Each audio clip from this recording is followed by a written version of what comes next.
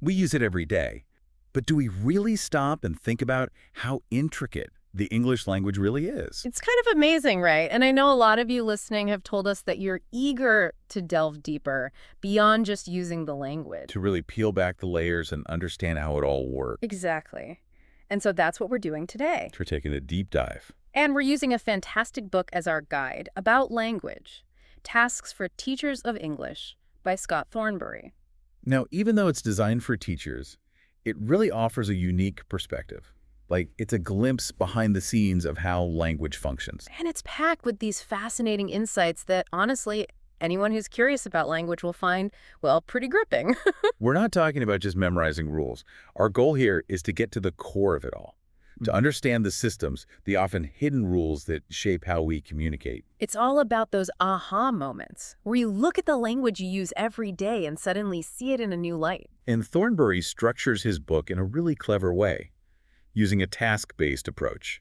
He covers a lot of ground, from language standards to the nitty-gritty of sounds, grammar, how we string words together into conversations. So that's the path we're going to follow today in our deep dive. Awesome. So let's kick things off with this idea of language standards and rules. I mean, on the surface, it seems simple, right? Right, like there's a right way and a wrong way. Exactly. But like a lot of things in language, it's actually much more nuanced than that. Thornbury presents 3 ways to think about grammar, which is a good place to start. First, we have prescriptive grammar. This is the one that lays down the law, the rules. Like what we might have learned in school. Yeah, like don't end a sentence with a preposition. But there's a different angle too, right? One that focuses on what people actually do. Exactly. And that's descriptive grammar. It's all about observing how language is actually used, out there in the real world, without judgment, just like taking notes. So instead of saying, it's me is wrong, a descriptive grammarian would just, note that it's a common way to say it. Yep, exactly. And then we have a third perspective, pedagogical grammar.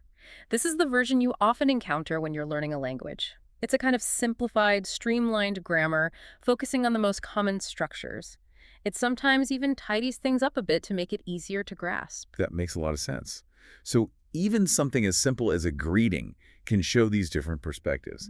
The book mentions how do you do? Yes, and it's fascinating how a question, seemingly straightforward like how do you do, can carry different expectations depending on context. So in British English, it's often more like a simple hello. And the expected reply is, How do you do? right back.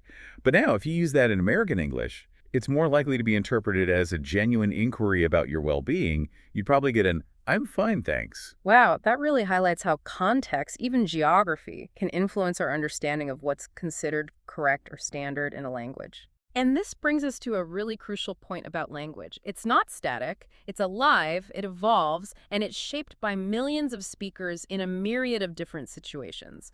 So while pedagogical grammar gives us a good foundation, the idea of absolute, unchanging rules kind of falls apart when you look at how language is really It's used. constantly changing. It is. And I think the main takeaway here is that correctness in language is often a matter of perspective and context, not these hard and fast rules. Right, so language is this fluid, ever-evolving thing. Makes sense. Now let's zoom in, get down to the building blocks of spoken language sounds. Sounds, yes, that's phonology. Exactly. This is where it gets super interesting, like breaking down language to its tiniest components. So the absolute foundation of phonology is the phoneme. And you can think of phonemes as the Lego bricks of spoken language. Just like changing a single Lego brick can create a whole different structure, changing one phoneme can make a totally different word. Like the book gives that classic example, the L in like versus the R in rice. Yes, that's a perfect example. One tiny sound, completely different meaning. And these sounds are not just made randomly, right? There's a whole system to how we produce them, especially consonants. And it's fascinating, really. It's an intricate dance that our mouths do to create these sounds. Thornbury even includes diagrams in the book to visually show how we use our lips, tongue, teeth, all parts of our mouth to shape these sounds. Like for the T sound, we bring our lips together. And for the phi sound, like in thin, you put your tongue right between your teeth. Wow, I never thought about it like that. Linguists actually categorize these sounds based on 2 things. First, their place of articulation, meaning where in the mouth the sound is formed, and then their manner of articulation, which describes how the airflow is blocked or constricted to make the sound. Okay, so like PB would be what? Bilabial because we use both lips. Yes. And it's a plosive because the air is stopped for a moment and then released in a burst. Like a little explosion of air. Exactly. And natha, that's a dental sound because of the teeth. And it's a fricative because the air is squeezed through a narrow gap, creating that friction sound. Think of your mouth as this finely tuned instrument. It's all about how we manipulate different parts to create sounds. I love that analogy. And then there's the difference between voiced and voiceless sounds. Ah, yes. This is fundamental. Put your hand gently on your throat and say S, like a hissing snake. Not much vibration, right? That's a voiceless sound. Now try Z, like a buzzing bee. Feel that buzzing. That's because your vocal cords are vibrating. Thornbury actually encourages you to feel this, which is a really great way to get it. It's like flipping a switch in your voice box to turn the vibration on or off. Oh, I can totally feel that difference. So S is voiceless and Z is voiced. What about vowels, though? They seem like harder to pin down. Vowels are interesting because the vocal tract is more open when we produce them. The key to different vowel sounds is tongue position. How high or low, how forward or back your tongue is in your mouth. The book has this chart of vowel space that shows this visually. Like think about I as in C, your tongue is high and forward. But for in two, your tongue is high but further back. And then you have more open vowels like A in cat, where the tongue is lower. It's all about subtle adjustments. So cool how that works. And then there's that sneaky schwa sound. It seems to be everywhere. Oh, it is. Especially in those unstressed syllables. It's like a default vowel sound when a syllable isn't emphasized, like in mother, doctor, or about. That's usually a schwa. It's a relaxed, neutral vowel. And that leads into how sounds change when we're speaking naturally, right? Mhm. In sentences, we don't pronounce every single word with, like, perfect clarity all the time. Exactly. In connected speech, unstressed words tend to get reduced. Their vowel sounds often become weaker, and very often that weak form is the schwa. Like common words like of and the, they don't always have their full vowel sound when we're speaking fluently. Thornbury includes an example of dialogue in the book that shows this, how words get kind of squeezed in natural conversation. It's like our mouths are taking shortcuts. That makes sense. It's like our mouths are on autopilot. And finally, in our look at sounds, we have intonation. It's not just the sounds themselves, but how we use pitch and pauses. And it's amazing how much meaning is conveyed through intonation. Thornbury gives this great example, the sentence, I like Elizabethan drama and poetry. If you pause after drama, it suggests you like both Elizabethan drama and Elizabethan poetry. But if you pause after Elizabethan, it can mean you like Elizabethan drama as opposed to, say, modern drama, and also like poetry in general. It's fascinating. These chunks of speech with their own intonation patterns, we call them tone units, and they're essential for conveying nuances and emphasis. It really is like music.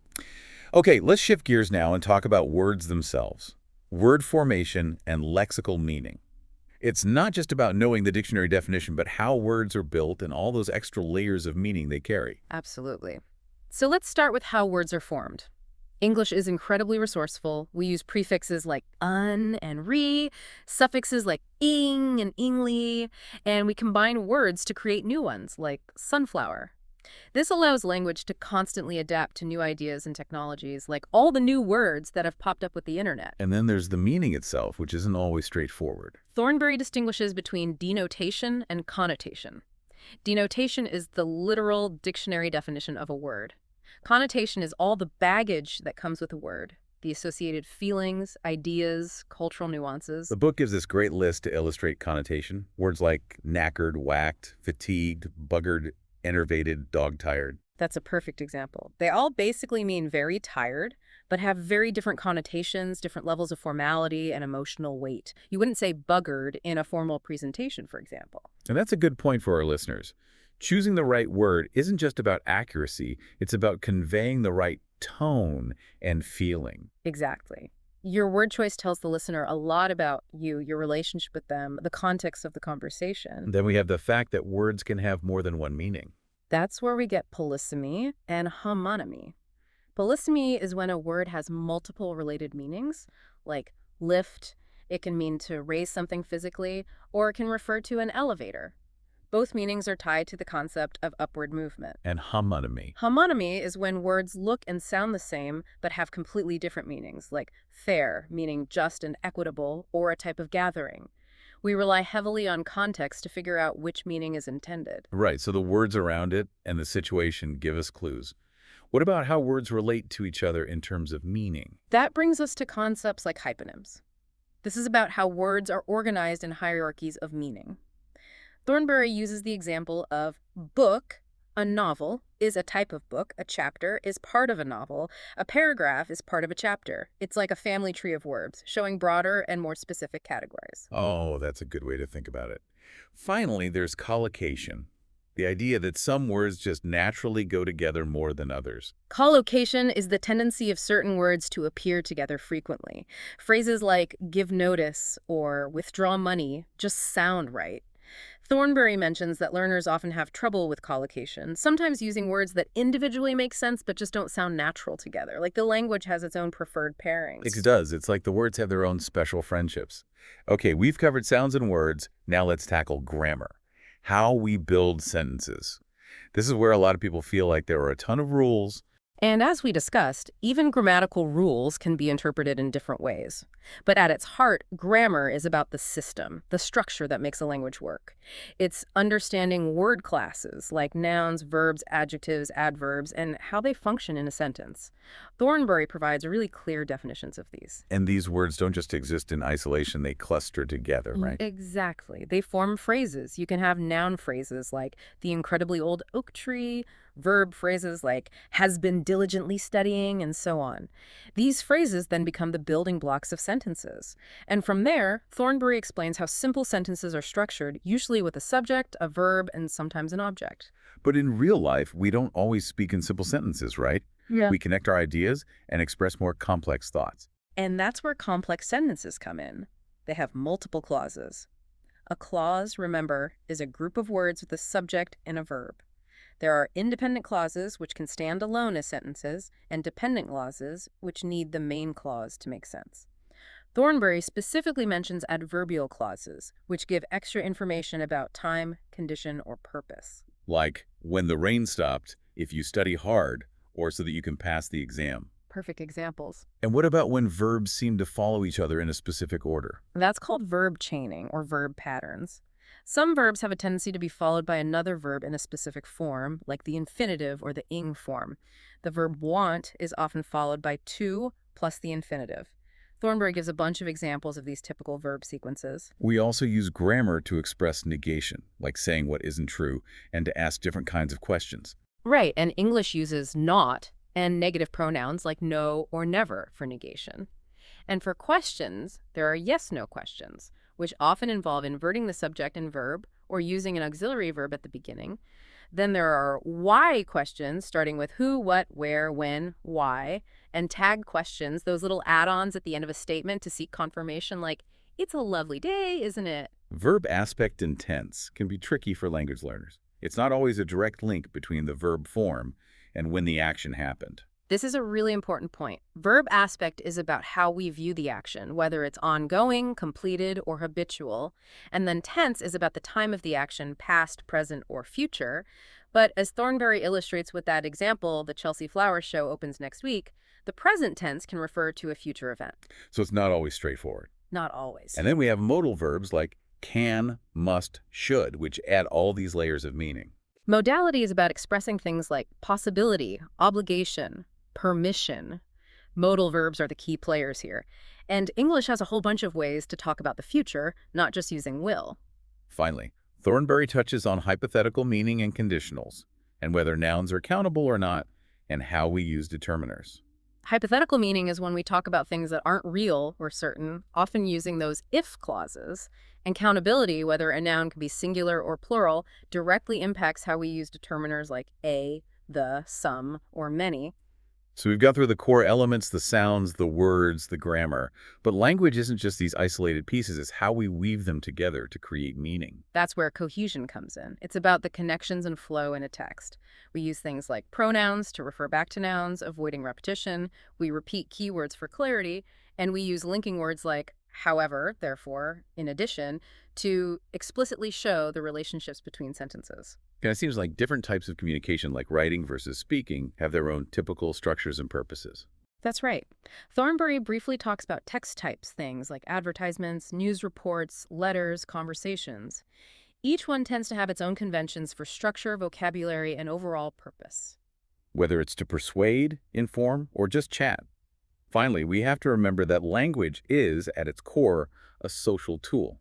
We use it to connect with each other in conversations. And even those everyday conversations often have predictable structures. Thornbury talks about adjacency pairs, like a question followed by an answer or a greeting followed by a greeting. He also touches on basic conversational skills, like how to start, continue, and end a conversation. It's like there's this unspoken script we often follow without even realizing it. It's amazing, right? Even something as natural as a conversation has these underlying patterns. It really is all interconnected, from the smallest sound to a whole conversation. Exactly. And what might seem like simple, intuitive parts of English actually rely on this really intricate structure. By digging into these fundamentals, you gain a much deeper appreciation for this incredible system that allows us to connect and share ideas. So as you go about your day, maybe pay a little more attention to the language you hear and use. Maybe you'll notice how you change your intonation, how the words you choose subtly shape your message. And if this deep dive has sparked your curiosity, definitely check out Scott Thornbury's About Language. It's a really fascinating read. Thanks for joining us on the Deep Dive.